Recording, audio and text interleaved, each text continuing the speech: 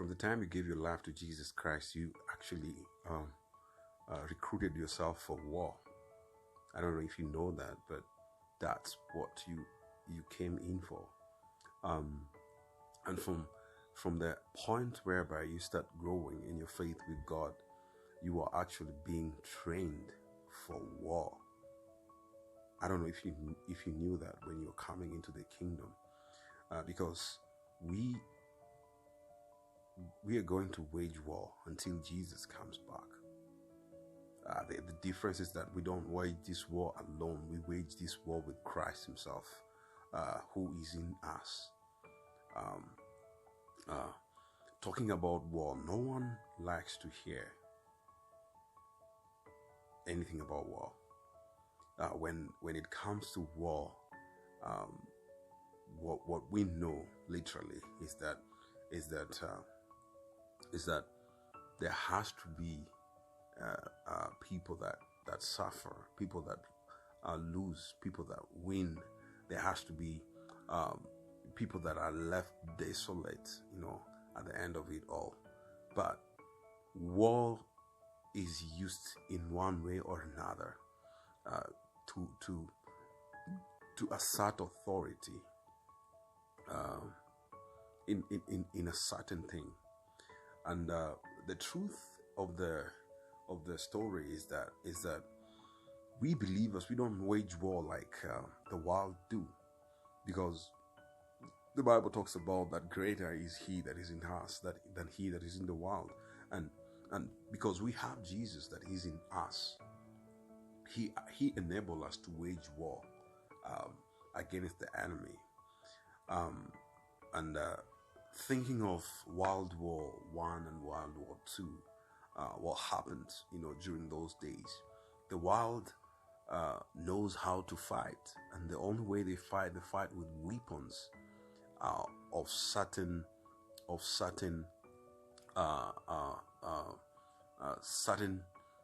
design, of certain architecture, of certain mechanism and all that. The world knows how to fight their war, and we see that in each and every aspect of look at the countries that are fighting, name it, civil war and all that. You see all those things. There's a way the world is fighting.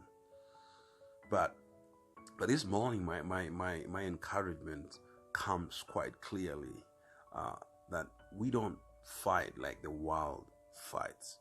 We fight differently. And I'm going to read to us a text. This is in 2 Corinthians chapter 10. Quite a famous verse. I know many people quote this verse. Many people talk about this verse because it's so important. 2 Corinthians chapter 10 verse 4, this is what it says. It says, the weapons we fight with are not the weapons of the world. On the contrary, they have divine power to demolish strongholds. We demolish arguments and every pretension that sets itself up against the knowledge of God, and we take captive every thought to make it obedient to Christ.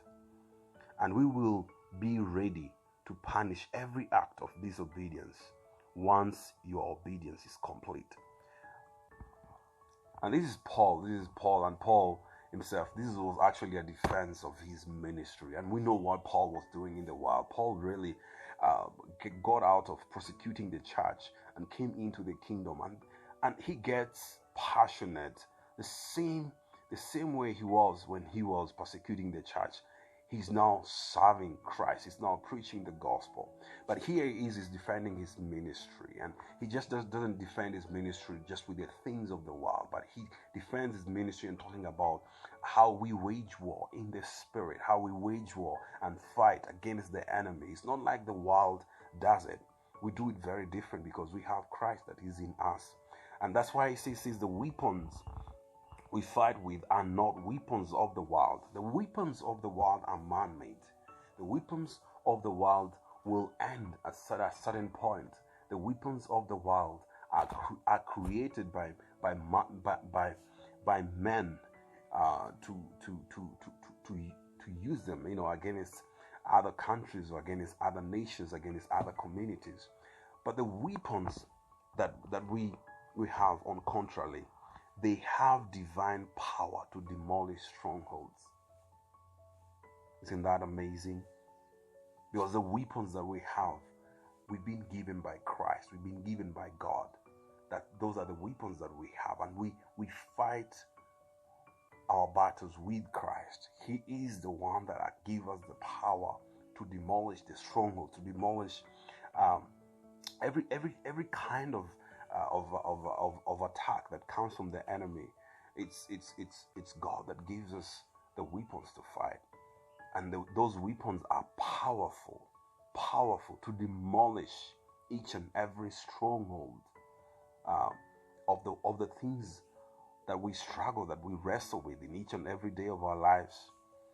How amazing in that. And it continues. This is what it continues to say. It says, we demolish arguments and every pretension that sets itself against the knowledge of God. We demolish every argument. In instances where people start arguing and start talking about God and about Christ, and they begin making statements that are not right. One of the things that you need to know is that the weapons that we have demolish each and every argument that comes against the knowledge of God, and because of Him that He is in us, who is greater, who is powerful, who is mighty, giving us that authority. We have a sense of knowing that we are winning in this battle, because He is powerful, He is mighty, and He is great. He is ruler over all. That is God Himself.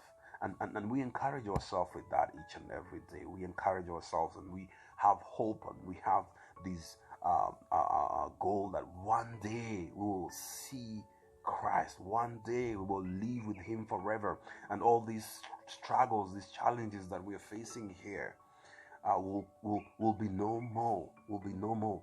I'm gonna end with this. And it says, and we take captive every thought to make it obedient to Christ. How do we take captive every thought into obedience to Christ? Because we've allowed Christ to work, to move in us, to give us that authority to fight, and He enabled us to take captive against each and every thought that does what? That becomes disobedient to Christ. And that thought is brought into a place where it becomes obedient to Christ Himself. And that's a great reward that we have even as we fight. We don't fight like the wild fight, but we fight with Christ in us. He gives us the power to win the battles. He gives us the power to wrestle and to win in this journey that we are in. And my challenge to you is that you know that the weapons of our warfare, they are not carnal, but they are powerful through pulling down of strongholds.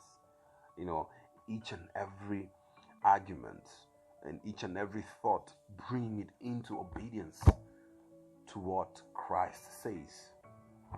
And may God bless you. May God keep you even as you ponder on that today. Bless you, people.